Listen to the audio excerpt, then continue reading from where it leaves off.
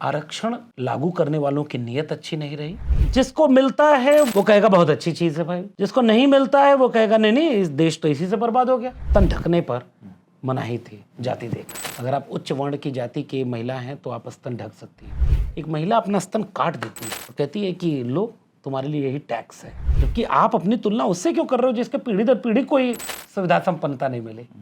एक retired IAS हैं, उन्होंने अपने इंटरव्यू में कहा कि मेरे बाकी जो कर्मचारी थे, मेरे नीचे आने वाले भी ये स्वीकार नहीं करते कि दलित आईएएस कैसे, मेरा बॉस कैसे बन सकता है। ये सामाजिक बीमारी थी। डॉक्टर साहब, संविधान को लेकर और आरक्षण को लेकर क्या है मत आपका? इस देश के पास एक सबसे खूबसूरत चीज़ अगर कुछ है, इसकी विविधता है, इसके अनगिनत भाषाएं, बोलियां, संस्कृति, खान पान, रहन सहन जो अलग करती है इस देश में। मैं चूँकि घूमा हूँ पिछले 2-3 वर्षों में पूरा भारत लगभग, तो मुझे पता है कि नॉर्थ ईस्ट और पंजाब एक जैसा कतई नहीं है। यूपी बिहार की तरह ही साउथ नहीं है। ये भारत बटा हुआ है और सामाजिक रूप से भी, भौगोलिक रूप से भी, हर सांस्कृतिक रूप से भी। इसे जोड़ा किसी ने तो उसका नाम है भारत का संविधान। जोड़ने वाले पहले कोई राजा जोड़ा होगा, कोई और चीज़ जोड़ी होगी। भूगोल कहने से नहीं जुड़ता कि देश भौगोलिक नक्शे पर खींच दी गई लकीर के बीच आने वाले जमीन के टुकड़े को देश कहते हैं। देश वहाँ के लोगों से बनता है और लोगों में जब इतनी विविधता हो तो उनको एक करना एक बड़ी चीज़ थी। एक इस देश के शानदार लोगों ने एक शानदार संविधान दिया और वह संविधान किसी को बड़ा किसी को छोटा नहीं कहता, किसी को ज़्यादा सम्मान या कम सम्मान नहीं देता, किसी को ज़्यादा हक या कम हक नहीं देता। इसलिए मैं मानता हूं कि इस संविधान से ही देश चलना चाहिए। संविधान में सब कुछ है। इवन संविधान बनाने वालों ने तो यहाँ तक संविधान बनाया कि अगर आप किसी चीज़ से सहमत नहीं हैं तो उसमें संशोधन कर सकते हैं और 100 संविधान संशोधन हो चुके हैं। फिर कम से कम इस देश को ऐसी सनक से बचना चाहिए कि संविधान बदलना है, ये संविधान बुरा है। लेकिन हाँ, इस देश में कुछ लोग थे जब संविधान बन रहा था तो उसका विरोध कर रहे थे। कुछ लोग थे जो संविधान बनने के बाद विरोध कर रहे थे, कह रहे थे ये विदेशी है। और वो लोग थे जिनका सांस्कृतिक संगठन विदेशी वेशभूषा पहना था। पैंट शर्ट भारत का परिधान कब बना बताइए? भारत की संस्कृति में पैंट शर्ट तो है नहीं, और टोपी वो भी काली, ये तो भारत का परिधान ही नहीं है। वो लोग विरोध कर रहे थे। संविधान से बराबरी जो मिल रही थी उस बराबरी से कुछ लोग डरते थे। मैं अभी भी मानता हूं कि इस देश के पास बहुत शानदार संविधान है और बहुत कुछ खो करके भी संविधान को बचाना चाहिए। ये मेरी मानसिकता है। आरक्षण को लेकर बहुत विवाद है। हाँ, आरक्षण को लेकर जो विवाद है वो बड़ा इंटरेस्टिंग है। जिसको मिलता है वो आम धारणा में ये है, वो कहेगा बहुत अच्छी चीज़ है भाई। जिसको नहीं मिलता है वो कहेगा नहीं नहीं इस देश तो इसी से बर्बाद हो गया। हालांकि अब ईडब्ल्यूएस आरक्षण आने के बाद देश का कोई नागरिक आरक्षण के बिना नहीं है, सब आते हैं आरक्षण के फायदे में। अभी 1 महीने पहले की एक रिपोर्ट है वर्ल्ड इकोनॉमिक फोरम पर, और उस फोरम पर यह बात आई कि भारत में मिलने वाला रिजर्वेशन दुनिया की ऐसी पॉलिसी बन गया है जिसने बहुत कम वक्त में बहुत बड़ी आबादी की जिंदगी में आमूलचूल बदलाव लाया। इस देश में आप कल्पना करिए, अब आज तो हम आप ऐसे दौर में बात कर रहे हैं, आप तो बहुत संजीदा पत्रकार हैं, पढ़े लिखे हैं, संयमी भाषा, क्या अद्भुत शैली। कुछ यूट्यूबर बना करके घुमा रहे जा रहे हैं। आपको भी पानी नहीं मिला क्या? हजारों साल से बिना पानी जिंदा कैसे हैं? संघ और बीजेपी के प्रायोजित लोग यूट्यूबर बना के भेजे गए। वो अपमान करते हैं कि चौदाड़ आंदोलन अगर वो पढ़े होते कि बाबा साहब अम्बेडकर को तालाब से पानी पीने के लिए आंदोलन करना पड़ा। ये फैक्ट है। ये फैक्ट है कि ज्योतिबा फूले के समय में उस तालाब से सारे लोग पानी नहीं पी सकते थे, और तालाब, कुआं, जो भी पानी का स्रोत हो जिससे सामान्य लोग पी सकते थे। इस देश में सबको चलने के लिए सड़क नहीं थी। मैं आपको एक किस्सा सुनाऊं। अयंकाली 1800-1900 के बीच में दक्षिण त्रावणकोर रियासत, जहां पहनने पर, स्तन ढकने पर मनाही थी जाति देख करके। अगर आप उच्च वर्ण की जाति की महिला हैं तो आप स्तन ढक सकती हैं, निम्न वर्ण की हैं सो कॉल्ड और आप नहीं ढक सकती, टैक्स देना पड़ेगा।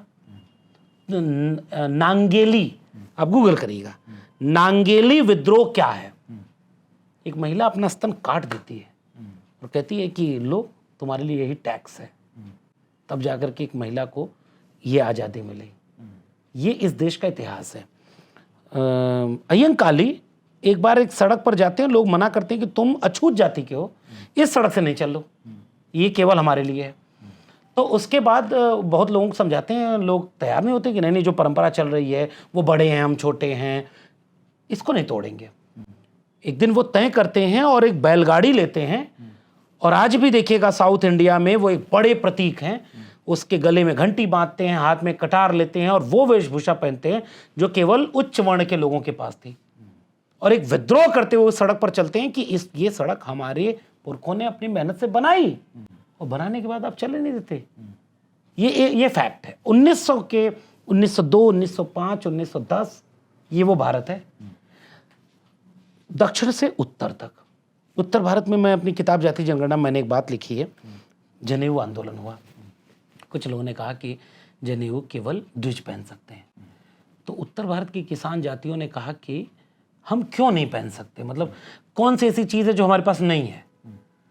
जनेऊ पहना 1911 मुरहो से लेकर 1925 लाखोचक, एक गांव का नाम है बिहार की, हत्याएं हो गई।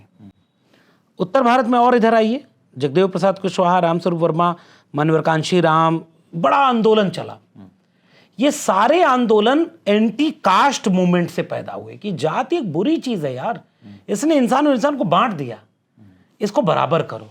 उन सब का निचोड़ संविधान में आया। अब संविधान नहीं कहता कि कोई जाति बड़ी है कोई जाति छोटी है, सब न्याय और समता।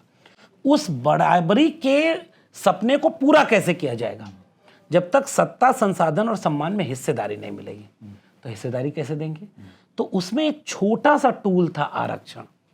आपके दर्शक अगर मेरी किताब पढ़ेंगे या मंडल कमीशन की रिपोर्ट पढ़ेंगे, मंडल कमीशन की रिपोर्ट कहती है आरक्षण केवल दर्द की दवा थी, बीमारी का इलाज नहीं था।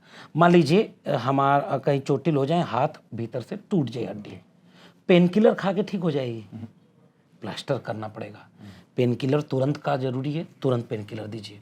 फिर उसके बाद एक्सरे, फिर उसके बाद जांच। अच्छा यहाँ दिक्कत, कितनी दिक्कत, क्या उसका इलाज, इंजेक्शन चाहिए क्या, प्लास्टर चाहिए, कच्चा पक्का, कितने दिन परहेज, बीमारी ठीक हो जाएगी।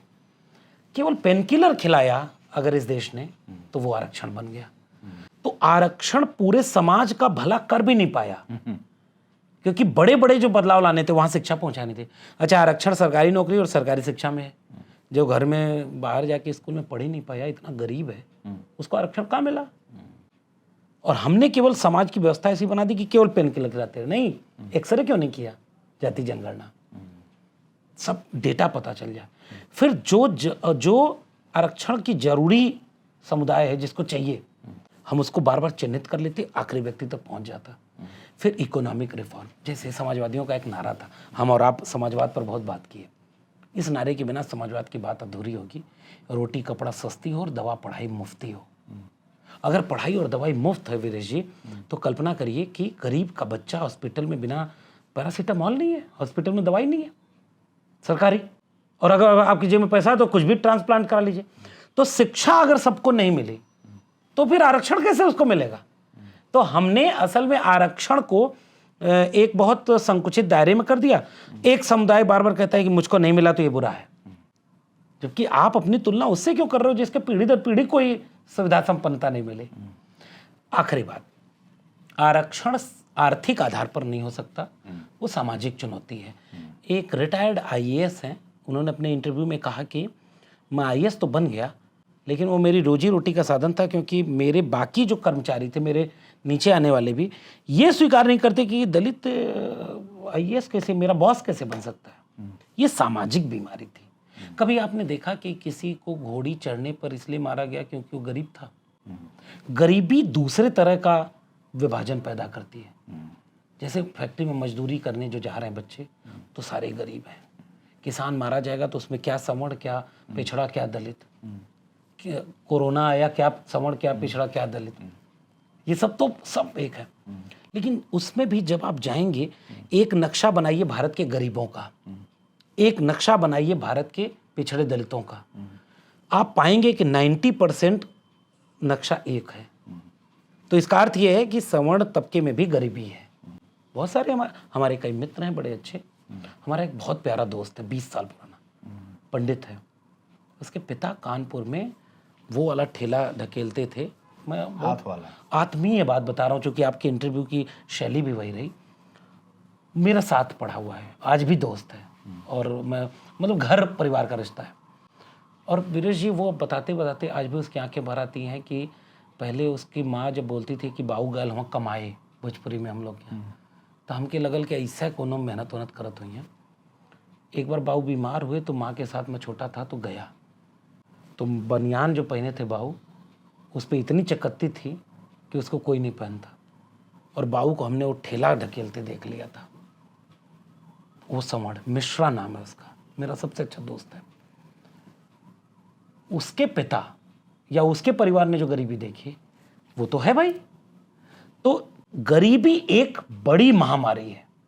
लेकिन मैं एक बात कहना चाह रहा हूं कि मेरे गांव में लाल बिहारी जी थे, दलित थे, ठीक वही बनियान वो पहनते थे, राजमिस्त्री का काम करते थे। उनके जब वो हमारे घर काम करने आए तो उनके बेटा और बेटे का बेटा ईंटा थमा रहा है। तो इसका मतलब ये कि इस देश को हमें ये समझना चाहिए था कि हमें गरीबी के साथ साथ सामाजिक बुराई से लड़ना था। आरक्षण लागू करने वालों की नीयत अच्छी नहीं रही और आरक्षण पर खुले दिल से बहस नहीं हुई, इसलिए ये एक टूल बन गया। आज इस देश को जरूरत है ऐसी नीति की जो बराबरी ले आए। हम हर उस नीति के साथ खड़े हैं, किसी से हक छीनना नहीं है। बाबा साहब अम्बेडकर की कलम में ताकत थी तो मनुस्मृति नहीं लिखी कि तुम्हारी किताब में लिखा था मनुस्मृति में कि शूद्र अगर एक ब्राह्मण के साथ बराबर में बैठ जाए तो बैठने वाला हिस्सा कटवा दो। संविधान में ऐसा कहीं नहीं लिखा है। संविधान क्या नाम है कि ब्राह्मण क्षत्रिय वैश्य शूद्र सब बराबर बैठेंगे। खटिया आ गई, बराबर, ये फर्क है। सामाजिक न्याय, समाजवाद, आरक्षण, इसका मतलब लोग नहीं समझते। हम उनको समझाना चाहते हैं, किसी से बदला नहीं, किसी के खिलाफ नहीं, किसी जाति के खिलाफ नहीं। मैं तो कहता हूं राहुल सांकृत्यायन, मैं आजमगढ़ से हूं और आजमगढ़ के महापंडित राहुल सांकृत्यायन मेरे आइकॉन है, क्योंकि जाति से ऊपर वो विचार से वही न्याय और समता के मानने वाले हैं। विश्वनाथ प्रताप सिंह मंडल लागू करते हैं, अर्जुन सिंह मंडल पार्ट 2 लागू करते हैं, चंद्रशेखर, लोहिया, जनेश्वर मिश्र। तो विचार से एक रिश्ता बनता है और आरक्षण उस विचार से जुड़ेगा तो लाभ करेगा, लेकिन केवल पैरासीटामॉल से फ्रैक्चर ठीक नहीं होगा। जी, यूजीसी को लेकर जो विवाद है उसमें आपने बहुत बढ़ चढ़कर हिस्सेदारी की, अपनी बातों को भी रखा, क्या है? मैंने एक बात की कोशिश की यूजीसी वाले मामले में। बड़ा अच्छा एक प्रतीक मुझे कहीं मिला, मैं आपको भी सुना दे रहा हूँ, इसे समझ में आ जाएगा। ट्रेन में 2 लोग जा रहे हैं, एक आदमी बोला कि बड़ी गर्मी हो रही है, खिड़की खोल दो। थोड़ी देर बाद दूसरा बोला ए ठंडी लग रही है, बंद कर दो। तीसरा आदमी चुपचाप हंस रहा है। दोनों मिलकर उससे पूछे ए तू हंस क्यों रहा है? तो तीसरा आदमी क्या बोला कि मैं तुम दोनों पे ये सोच रहा हूं कि जिस खिड़की को तुम खुलवा और बंद कर रहे हो उसमें तो शीशा ही नहीं लगा है। ये यूजीसी ड्राफ्ट रेगुलेशन 2026 यही है। कोर्ट के दबाव में मोदी सरकार को लाना पड़ा, कोर्ट के दबाव में। कोर्ट में 2012 का यूजीसी रेगुलेशन ऐसे ही बना था, बस फर्क ये था कि उसमें SC ST था, OBC नहीं था, और थोड़ा सख्ती कर दी। 2016 में रोहित वेमुला, 19 में पायल तडवी हुआ, तो उसके बाद ये कैंपस में सरकार का आंकड़ा है कि 118% जातिगत भेदभाव के आंकड़े बढ़ गए। तो सरकार, सुप्रीम कोर्ट ने सरकार को कहा कि और सख्त कानून बनाओ। ठीक है, सरकार ऐसा कानून बना ले जिसमें शीशा ही नहीं था, खिड़की बना दी। समता समिति, इक्विटी रेगुलेशन 2026, कुछ लिखा ही नहीं ढंग से, केवल जोड़ दिया SC ST OBC। तो तुमने जब उसको एक्सप्लेन ही नहीं किया तो इस देश के जनरल कैटेगरी के लोगों को लगा कि ये मेरे खिलाफ है, वो सड़क पे उतर गए। बस मैं एक चीज देख करके थोड़ा आहत हो गया कि हिंदू हृदय सम्राट को तेली बना दिया। ये नहीं करना चाहिए था। मैं आहत हूं, मुझे हंसी पर मत जाइए। जाति वो मानते ही नहीं मोदी जी। वो कहते हैं मेरे लिए गरीब और अमीर एक ही जाति है, उनको कह रहे हैं ये तेल यही सब करेगा। बात हुआ। और एको पर मुकदमा नहीं हुआ, एको पर ऐसा नहीं करना चाहिए। कब्रों पर खोदने के नारे लगा दिए। लोकतंत्र में ऐसे नारे में सहमत नहीं हूँ। सरकार ने धोखा दिया दोनों को। सवर्ण समाज को आज भी लगता है कि उसके खिलाफ है, जबकि अगर उसको ढंग से बनाओ तो ये किसी के खिलाफ नहीं होता। दहेज उत्पीड़न कानून बनेगा तो पुरुष जाके आंदोलन करने लगेगा कि महिला के पक्ष में है, पुरुष के खिलाफ है, नहीं ना। महिलाओं के फेवर में अभी भी जेंडर इक्वलिटी का कानून बना है और कैंपस में भी लागू था। मैं 14 साल प्रोफेसर रहा। तो पुरुष क्या कहते हैं कि अरे यार ये तो भेदभावकारी है, तो पुरुष को विलेन मान लिया। महिला आपके समाज में है भेदभावकारी, तो उसको प्रोटेक्ट करने के लिए, उसको एम्पावर्ड करने के लिए कानून बनाना पड़ता है जो उसके झुकाव में रहे। तो क्या उसका दुरुपयोग नहीं हुआ? महिलाओं ने झूठे केसों में पुरुषों को नहीं फंसाया, लेकिन उससे कानून नहीं वो होता। कानून डर दिखाता है, कानून ये कहता है कि यार ये चीज़ गलत है, मत करना। लेकिन सरकार ने ऐसा उसको झगड़ा फंसा दिया कि उस यूजीसी रेगुलेशन से ओबीसी एससी एसटी का कोई भला नहीं होने वाला। बहुत गंभीर बात कह रहा हूं, ये झूठ है। केवल ये उनका दिल जीतने के लिए एक पॉलिटिकल साजिश रची गई थी। और सवर्ण तबके का इसमें कोई नुकसान नहीं होने वाला। मेरा व्याख्या यही है कि एससी एसटी ओबीसी का भला नहीं होने वाला और उनका कुछ बुरा नहीं होने वाला।